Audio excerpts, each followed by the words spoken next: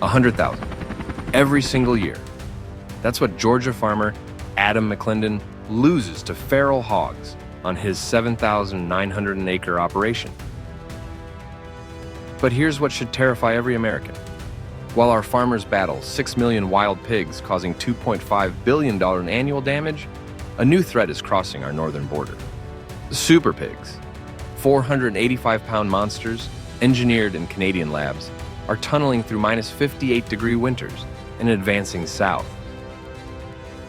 These aren't your grandfather's feral hogs. They're twice the size, fur-covered, and intelligent enough to build underground shelters that would impress an engineer. What happens next reveals how one country's agricultural experiment became North America's most catastrophic invasion. Today on Tech Motion, you'll discover why military veterans are being deployed against pigs, why hunters achieve only a 2 success rate, and how these creatures might determine whether your family has affordable food next year.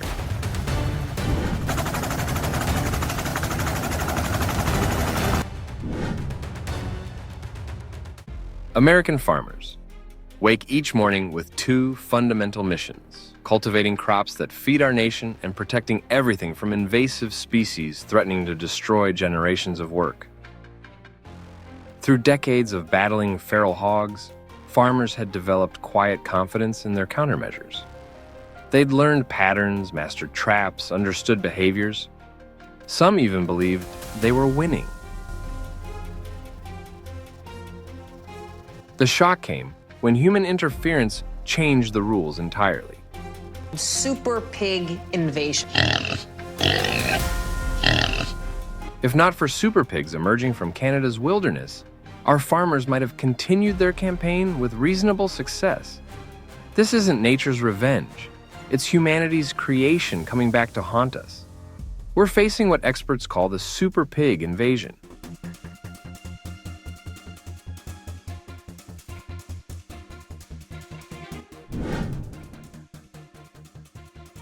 These super pigs are flesh and blood reality, created through Canadian agricultural innovation.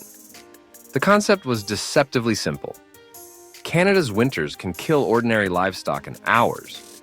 In the 1980s, Canadian scientists crossbred domestic pigs with wild boars, seeking animals that could withstand brutal cold while producing profitable yields. It worked too well. These engineered super pigs emerged larger, delivering more meat per animal.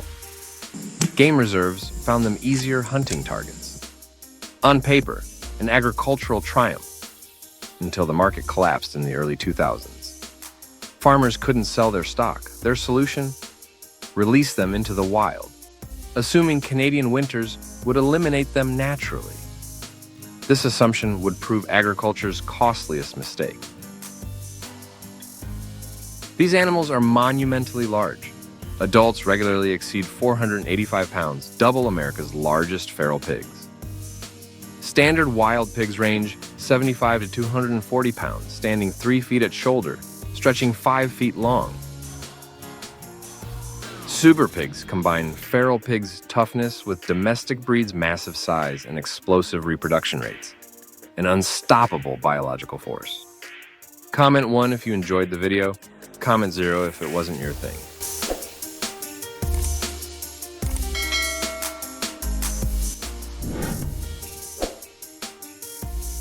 I've been farming for 35 years, says Tom Richardson, third-generation Minnesota farmer. But when I saw what a single super pig did to my neighbor's cornfield in one night, 40 acres destroyed, I realized we're facing something that could end family farming. These animals are covered in thick fur, providing extraordinary cold resistance. They've obliterated farmers' natural ally, winter. Cold temperatures historically prevented hogs from establishing northern populations. Super pigs, engineered for frigid conditions, thrive in Western Canada's minus 58-degree wind chills. At 4 a.m. in February, minus 20 outside, I found them, reports Jim Anderson. They'd excavated tunnels beneath snow, going down 6.6 feet. Inside, they'd created insulated chambers with cattail bedding. It's like watching them build underground mansions. Super pigs represent catastrophic danger to everything: wildlife, livestock, crops, humans. They're Earth's most destructive invasive species. These animals consume anything organic, excavating soil with industrial efficiency. They're accomplished predators, devouring small animals, eggs, young livestock. They uproot trees, contaminate soil, devastate water quality. They're demolishing entire ecosystems. Wherever these behemoths travel, even grass cannot recover. Every pasture they cross resembles a bombing range.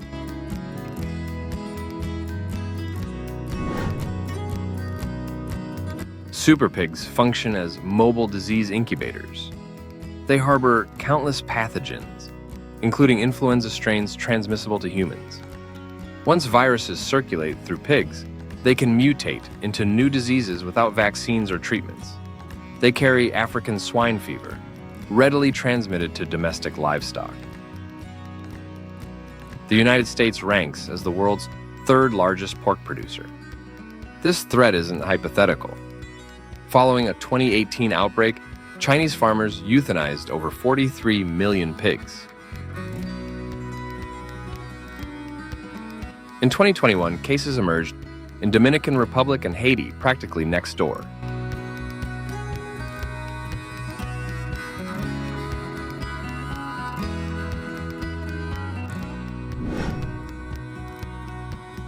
Pigs are essentially immigrants to North America.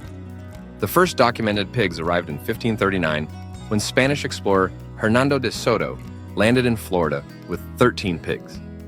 During his 4-year expedition, their population exploded to 700. These pigs remained manageable for centuries. Only decades ago, people began releasing feral pigs into virgin territories for hunting. Instead of becoming trophies, they launched demographic explosions. America's hog population has mushroomed to over 6 million across 30 states.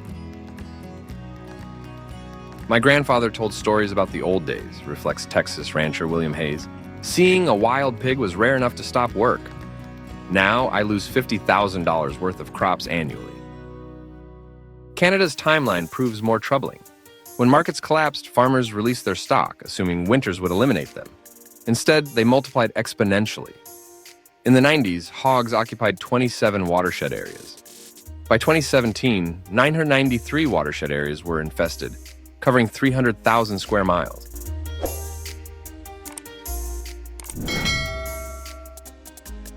Just when we thought we'd developed effective strategies, super pigs began southern migration. Conventional methods are failing catastrophically. Experts agree we need aggressive action: surveillance systems, rapid response teams, ground traps, helicopter-deployed net guns, warning systems. Controversial poison deployment. Some regions spawned lucrative hunting industries where clients pay thousands for helicopter hunts with automatic weapons. Remember Australia's war against emus, which the birds won. Despite unlimited resources, hunters achieve only 2% success rates. California permits year-round hunting. Texas counties offer $5 per pigtail bounties. Feral pigs inhabit 253 of Texas's 254 counties. The real challenge comes understanding what hunters actually face: intelligent, adaptive creatures that learn from every encounter, communicate dangers, and evolve faster than tactics adjust. This war isn't just about pigs. It's about pride, about people refusing to surrender land their fathers built. When wild boars tear through crops, kill livestock, or charge children, farmers stop asking for help. They pick up rifles. But are we doing enough? Or just delaying the inevitable? Can we win this war? Or will the land belong to the hogs? The outcome determines whether future generations inherit fertile fields or wasteland.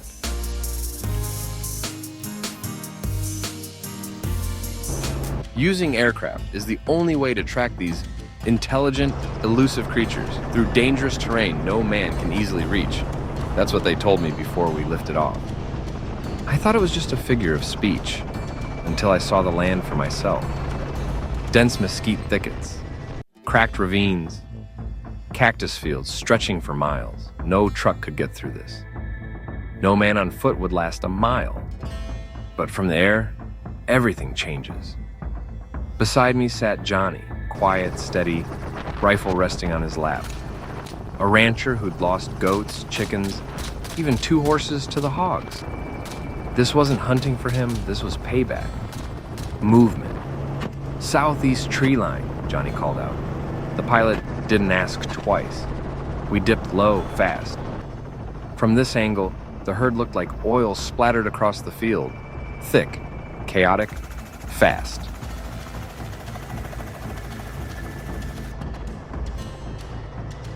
Johnny opened fire. 1, 2, 3 shots. The lead boar dropped. The rest scattered, hooves kicking up dust like smoke signals. We gave chase. It felt like war. Each blast of the rifle was followed by a jolt of the helicopter, echoing through my chest. And still, Johnny didn't miss. Every shot was measured, intentional.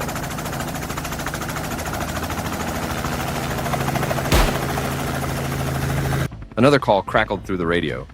New herd, 2 o'clock, moving fast. Still too many.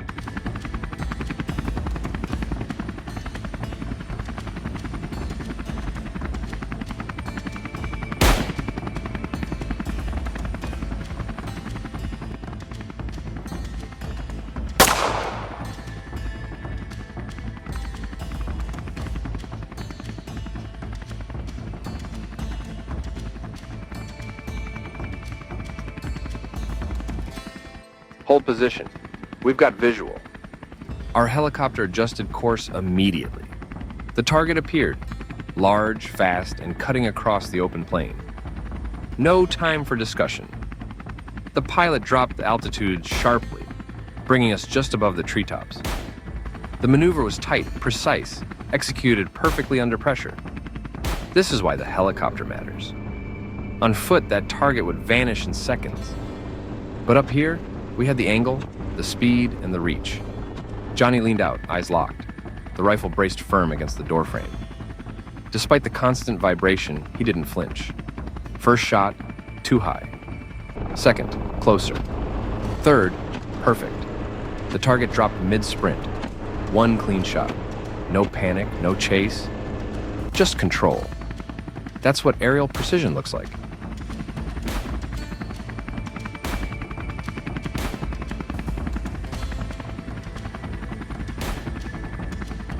We hovered, scanned the terrain, no further movement. For a moment, the field went silent, except for the low churn of the rotors and the click of Johnny reloading. Then the call came through. New group, East Ridge, lights fading. The helicopter banked immediately. No hesitation. Out here, there's no room for delay. Every second counts. Every shot matters. Because in this war, elevation and accuracy are your only advantage. If you believe this kind of aerial strategy helps protect farmers and livestock, drop a 1 in the comments below. Let's see how many still believe in defending from above.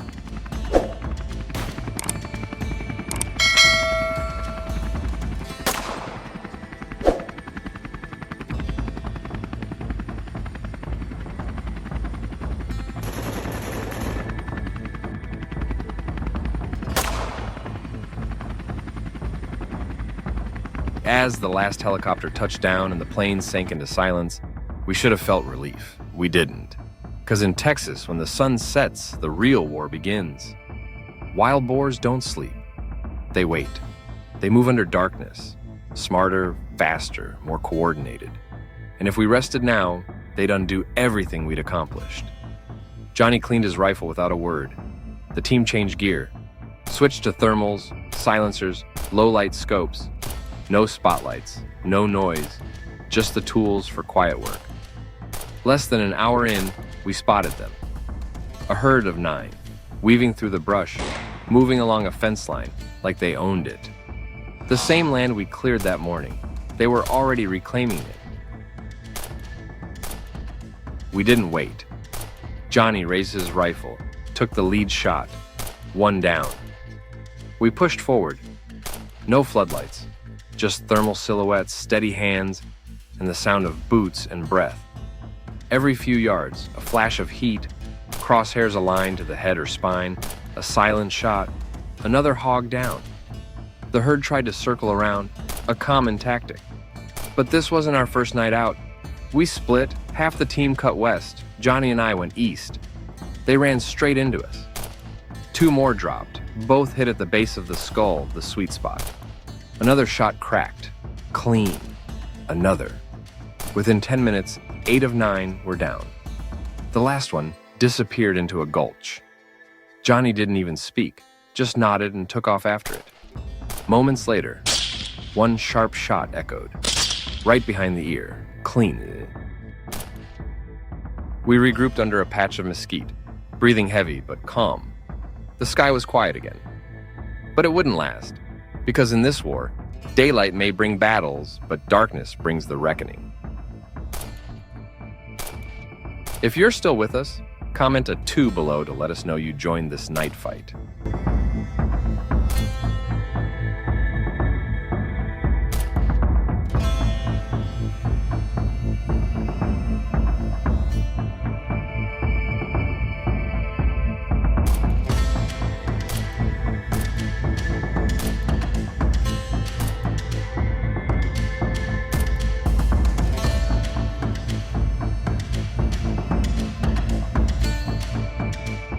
By the time first light broke over the fields, the last shot had already been fired. No one celebrated. We didn't come here for that. We gathered what was left. Shells in the dirt, prints in the mud, and silence that didn't feel like peace.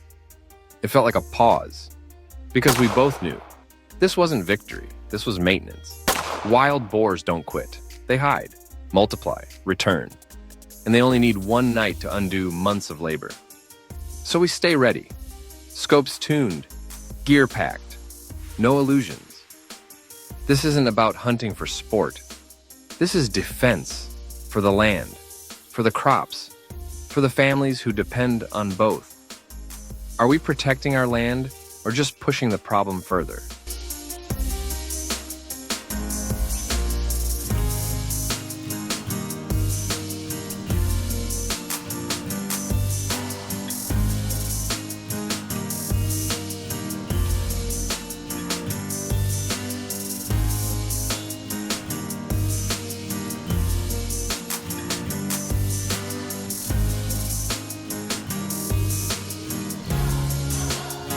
By midday, we were back home, dust-covered, bone-tired.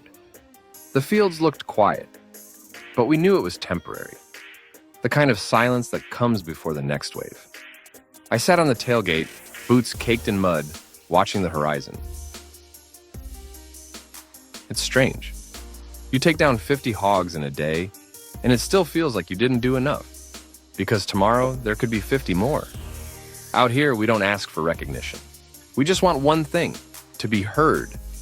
When wild boars tear through your crops, kill your goats, your chickens, or worse, charge at your kid in the backyard, you stop asking for help. You pick up your rifle.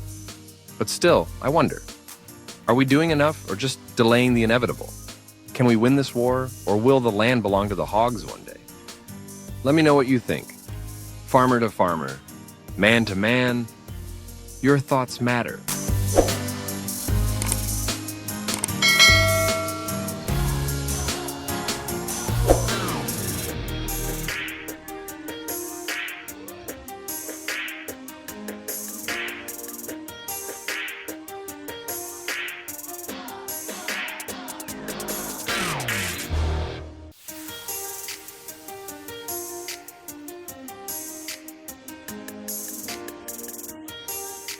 There in the sky, everything looks smaller.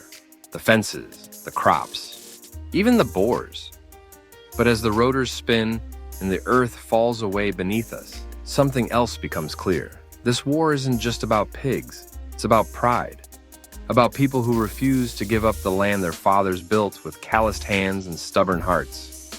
From the cockpit, I've watched it all. Boars charging through corn rows like tanks. Families watching their livestock torn apart, kids too scared to play outside. And every time I raise that rifle, I'm not just shooting an animal, I'm defending a way of life.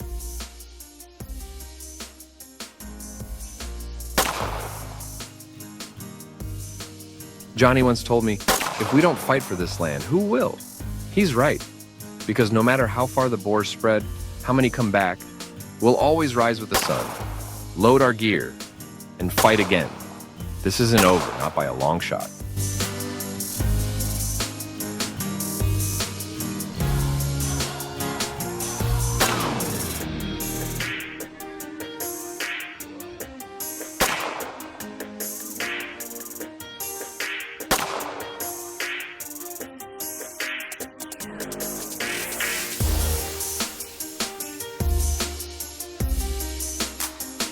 Out here, there's no trophy, no glory, just dirt, sweat, and the silent promise we make every morning.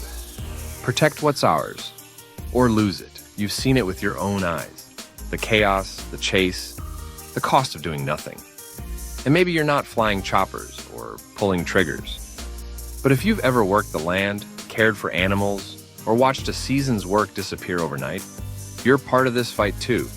So if these stories speak to something in you, the grit, the stubbornness, the love for soil and sky, subscribe, because we're not done telling them. There are more battles, more voices, and more reasons to stand our ground. Hit subscribe so you don't miss the next mission. Drop your thoughts in the comments. Every voice matters. We'll see you back in the skies soon.